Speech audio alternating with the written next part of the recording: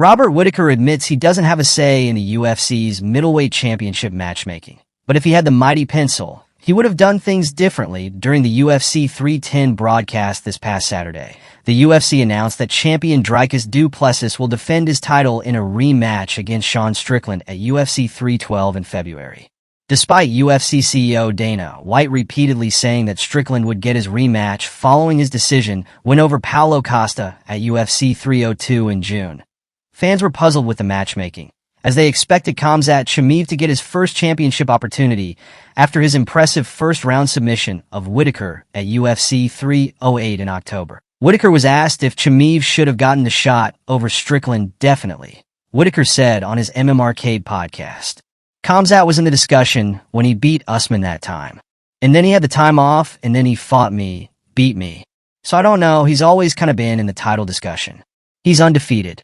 Yeah, I don't know that it's hard to argue against him getting a shot at this point, especially if you're giving Sean Strickland a title shot like that.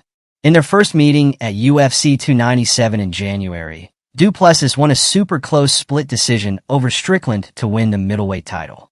Since then, Du Plessis stopped Israel Adesanya at UFC 305 in August. That Whittaker's co-host brought up the fact that Chimaev has had success in multiple weight classes and has been willing to face all levels of competition if he's ready to compete, regardless of notice. While the Reaper agrees, he also wants to make sure that same respect goes the other way, and will watch Strickland look to become a two-time champion either way. To be fair, Sean's that sort of fighter, too, Whittaker explained. You'll fight anyone as well. Sean's fought a bunch of people at different weights as well, so there's no argument there that Sean will fight anyone, and that fight with Du Plessis was so close. I don't care, dude. Ultimately, let him. Who cares? I'm out of the picture. It doesn't matter anymore.